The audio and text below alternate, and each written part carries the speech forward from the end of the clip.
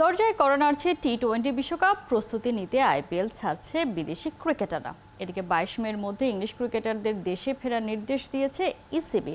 Tournament শেষ না করে দেশ ছাড়ার নির্দেশ দেয় খেপেছেন ভারতীয় ধারাভাষ্যকার সুনীল গাভাস্কার। তার মতে এভাবে দেশে ফিরলে ক্রিকেটার এবং সংশ্লিষ্ট বোর্ডের বেতন কেটে রাখা উচিত।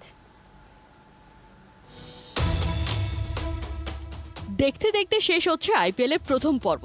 সবার আগে টুর্নামেন্ট থেকে বিদায় নিয়েছে মুম্বাই ইন্ডিয়ান্স আর পাঞ্জাব কিংস। এদিকে দুর্দান্ত পারফর্ম করে সবার আগে প্লে অফ নিশ্চিত করে ফেলেছে কলকাতা নাইট রাইডার্স। বাকি আছে 3টে স্পট। কারা হবে সেরা 3? 21 মে শুরু হচ্ছে প্লে অফ রাউন্ড। এদিকে পাকিস্তানের বিপক্ষে ঘরের মাঠে 22 মে থেকে শুরু হচ্ছে ইংল্যান্ডের 4 ম্যাচ টি-20 সিরিজ। সেই সিরিজে স্কোয়াডে থাকা 8 জনই খেলছেন আইপিএলে। আর তাই 22 মের আগে ক্রিকেটারদের দেশে ফিরতে আদেশ দিয়েছে ইসিবি। আর এখানেই বেঁধেছে বিপত্তি।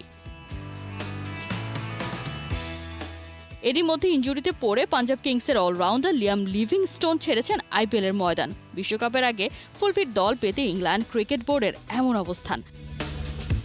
তবে পুরো টুর্নামেন্ট খেলার কথা দিয়ে আইপিএলের প্লে অফের আগে বিশ্বকাপের ডিফেন্ডিং চ্যাম্পিয়ন ইংল্যান্ড বেঁকে বসায় বেজায় চটেছেন ধারাভাষ্যকার সুনীল গাভাস্কার। তার মতে Phil Salt, Jos Buttler, Jonny বেয়ারস্টোদের মতো ক্রিকেটারদের উপর নির্ভর করছে দলগুলোর ভবিষ্যৎ। এখন তারা যদি পিছিয়ে আসে তাহলে ক্রিকেটারদের থেকে চুক্তির অর্থ কেটে নেওয়া উচিত। আর যে বোর্ডগুলি এখন সিদ্ধান্ত বদল করছে তাদেরও 10% কমিশন দেওয়া উচিত নয়।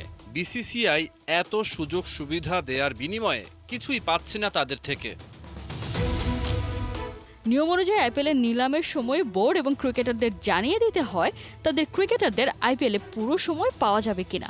আর সে মতে ক্রিকেটারদের দলে নিয়ে ফ্র্যাঞ্চাইজিগুলো পরিকল্পনা সাজায়। এবারের আইপিএলে কলকাতা নাইট রাইডার্সের ওপেনার ফিল সল্ট 12 ম্যাচে করেছেন 435 রান। রাজস্থান রয়্যালসের ওপেনার জস বাটলার 10 ম্যাচে করেছেন 359 রান। আর এই দুই দলই আছে আইপিএলের লিগ টেবিলের টপে। তারা দুজন যদি এখন দল ছাড়ে তবে প্রভাব তো পড়বেই। কোহিনুর কণা, 71।